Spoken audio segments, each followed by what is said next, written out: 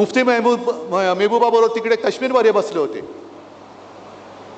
मग तुम्ही मला एक अशी गोष्ट सांगा की जी त्यांनी केलेली आहे आणि जी मी केलेली आहे असं आम्हाला साम्य दाखवा ना.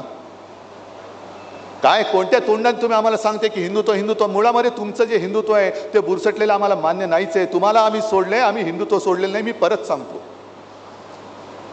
पण हा जो काही भ्रम निर्माण करतायत आणि मगाशी जे काय मी तुम्हाला सांगितलं की एकमेकांमध्ये दगड मारायला लावायचे, इकडे बटेंगे तो कटेंगे, तिकडे बाटेंगे तो जितेंगे, मी काय चाललंय काय यांचं? नेमकं काहीतरी तुम्ही एक लाईन धरा ना.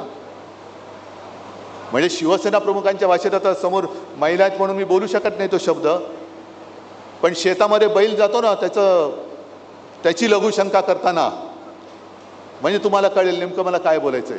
असं वाकडं वाकडं वाकडं वाकडं तसं नका ना जाऊ, जा ना सरळ सरळ जा, मग आम्हाला कळेल की अरे हा तुम्ही खरोखर हिंदुत्ववादी आहात. पण एकदा धरायचं, एकदा मारायचं, एकदा सौगात द्यायची, एकदा अमुक करायचं, एकदा तमुक करायचं, म्हणजे काय करायचं आहे निमू?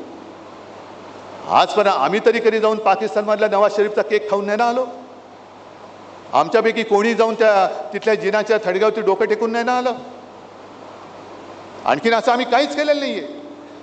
पण या देशामधले जर का मुस्लिम, देशप्रेमी मुस्लिम, आता परत मोहन भागवत म्हणाले की सगळ्यांना बरोबर घेऊन आपण राष्ट्र निर्मिती करू, मुसलमानांनी सुद्धा शाखेत यायला तयार, काही हरकत नाहीये, फक्त एकच अट, ते देशप्रेमी असले पाहिजेत.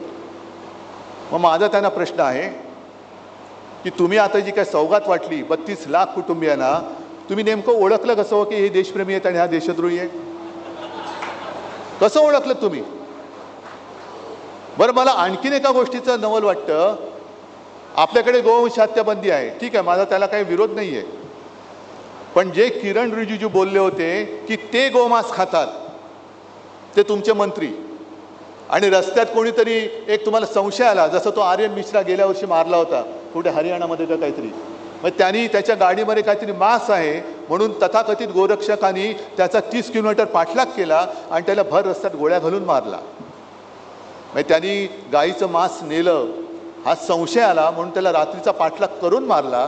आणि इकडे सांगतो की जो रिजिजू सांगतात ते गोमांस खातात, ते तुमच्या बाजूला बसून वक्फ बोर्डाच्या सुधारणेचं विधेयक मांडतात. नेमकं तुमच्या हिंदुत्वाला काही शेंडा बुडखा आकार उकार आहे की नाही आहे? आणि मग शेवटी या सगळ्या गोष्टी बघितल्यानंतर खरी जी काय एक जबाबदारी आहे ती आपल्यावरती आहे, महाराष्ट्रावरती. कारण महाराष्ट्र नेहमी देशाला दिशा दाखवत आला, हे आपण इतिहासात ऐकलं. आज आपण जर का उद्याची दिशा नाही दाखवलं तर इतिहास आपल्याला सांगेल अरे तो इतिहास होता, पण हे सगळे नालायक निघाले. आपण नालायक असता कामा नये, आपण नालायक होऊ शकत नाही.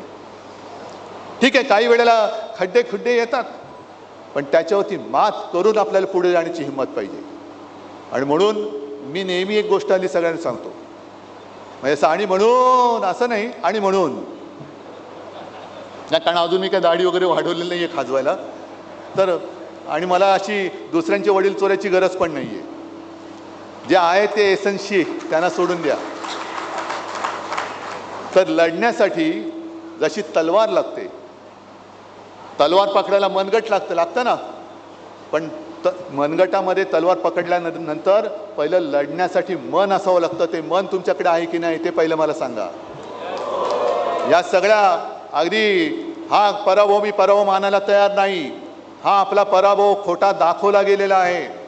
आज जरी बॅलेट पेपरवरती निवडणूक घेतली तरी आपलं सरकार पुन्हा यांच्या दुपटीने, म्हणजे आता 288च्या वरती जागा नाहीत म्हणून, पण यांच्यापेक्षा जास्त संख्येने आणि मतांनी आपली जनता, कारण मला माझ्या महाराष्ट्रातल्या मायबाप जनतेवरती पूर्ण विश्वास आहे.